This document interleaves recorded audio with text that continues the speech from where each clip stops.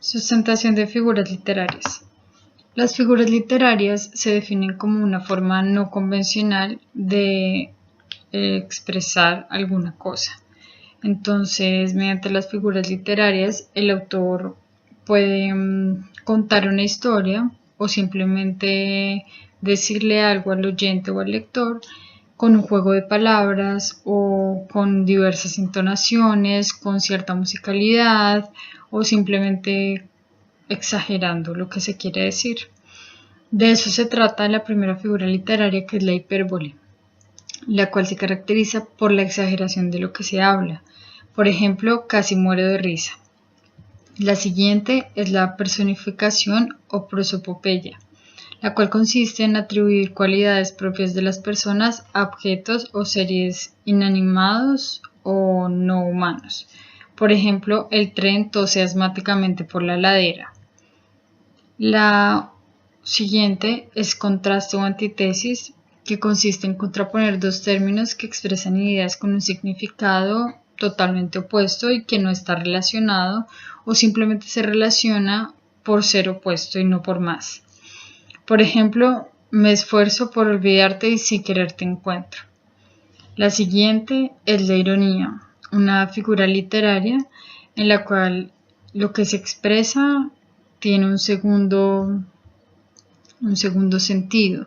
Entonces es una expresión de lo contrario a lo que se piensa. Simplemente el receptor recibe una información, puede ser verdadera, pero con otra intención por parte del emisor. Existen 6 tipos de ironía. La primera es el sarcasmo, que es cuando la burla es tal que se convierte en un insulto.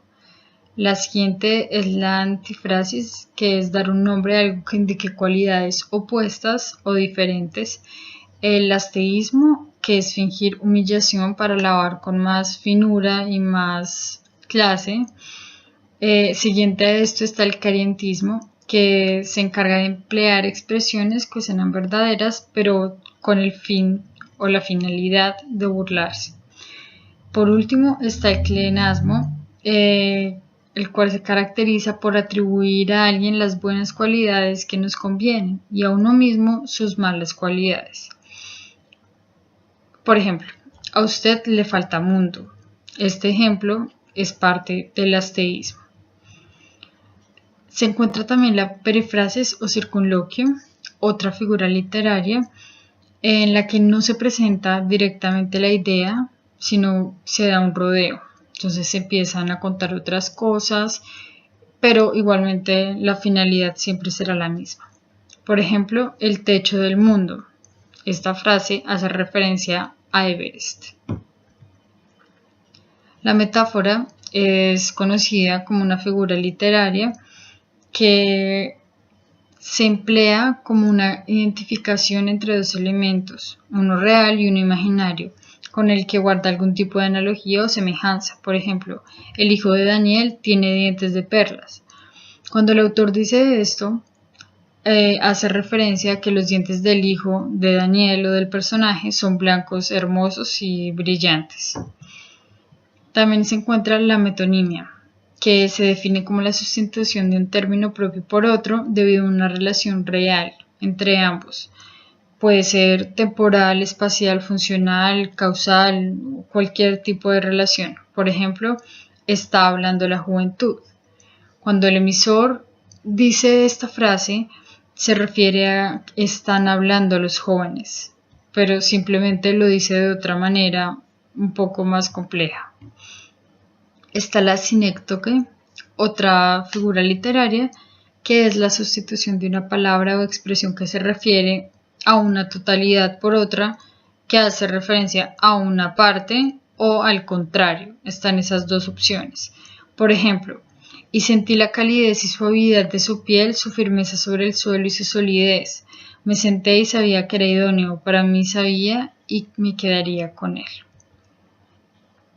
También se encuentra la alegoría. La alegoría es una figura literaria que consiste en sostener un discurso, pero con varias metáforas. Las metáforas complementan dicho discurso creando de este modo dos sentidos, uno literal y otro figurado. También por la existencia de los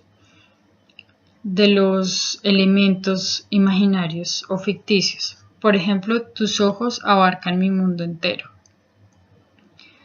Otra figura literaria es el juego de palabras. Es muy común para los niños y se define como un recurso en donde la palabra es utilizada de manera que sugiere dos o más significados posibles. Entonces, puede ser la misma palabra, pero con diversos significados. Por ejemplo, te traje el traje rojo que tanto te gusta.